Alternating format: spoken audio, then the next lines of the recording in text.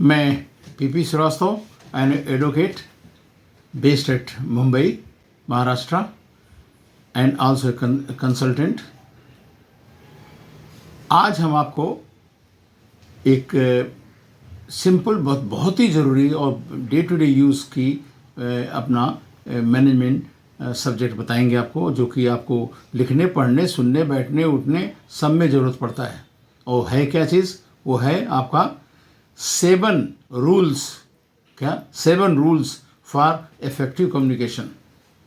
7 rules for effective communication.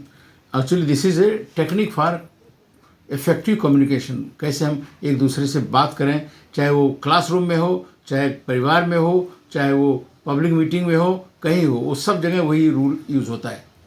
तो ज़्यादा इस पर न जा कर के टाइम को बचाते हुए हम ये बात करेंगे कि 7 रूल्स है क्या, जिससे कि हम जब कम्युनिकेट करें तो बहुत इफेक्टिव रहें और लोग हमें हमारे बात को पसंद करें और हमारे चीज़ को समझें।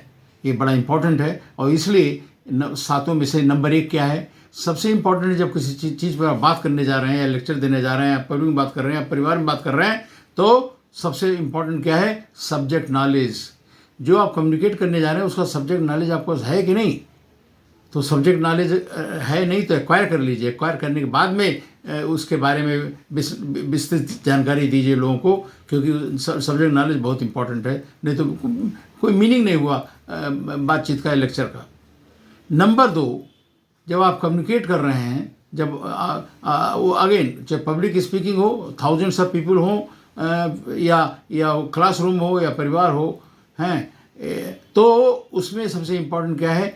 सेकंड पॉइंट क्या है? Clarity of speech.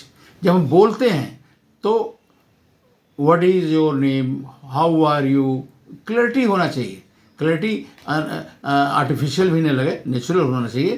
Clarity of speech बहुत इंपॉर्टेंट है। क्लैरिटी ऑफ स्पीच रहेगा तब लोग समझेंगे तो वो सब्जेक्ट को अप्रिशिएट करेंगे और मानेंगे।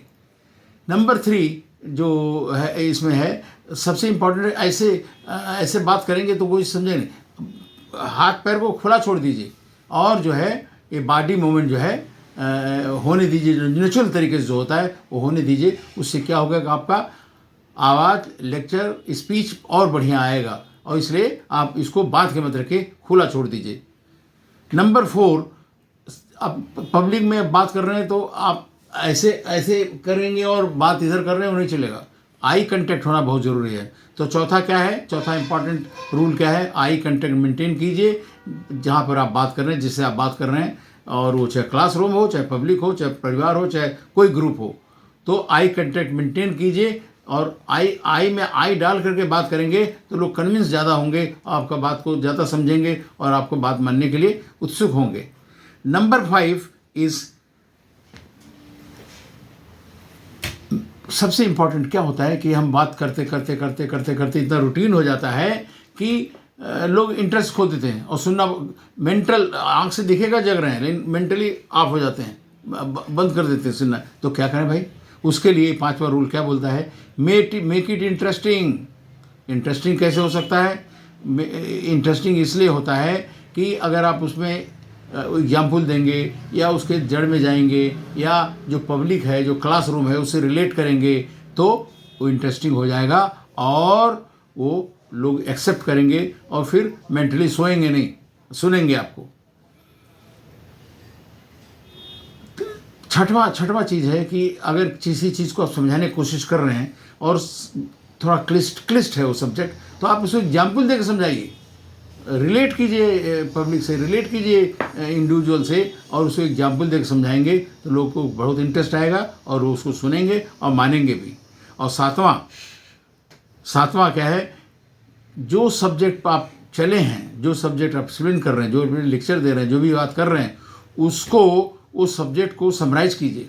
लास्ट में समराइज़ करना बहुत ज़रूरी है। कंक्लूड कीजिए, समराइज़ कीजिए कि हमने ये बात बताई आपको, और ये हम जैसे हम आज बात कर रहे हैं 7 rules for communication, 7 rules for effective communication.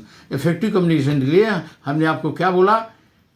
Subject knowledge होना चाहिए, क्लैरिटी ऑफ स्पीच होनी चाहिए, जो क्लियरली सुने लोग, बॉडी मूवमेंट होना चाहिए, आई कांटेक्ट होना चाहिए, और इसको इंटरेस्टिंग बनाना चाहिए, और जो क्लिष्ट हो उसको एग्जाम्पल दे के समझाना चाहिए उसको, हैं, जिससे कि समझ आए, इंटरेस्ट लगे। और लास्ट में सब लेक्चर के या जो बात कर रहे हैं समराइज कीजिए, जैसे मैंने भी समराइज किया कि 7 रूल है, 7 रूल आपको बताया। Thank you very much for watching.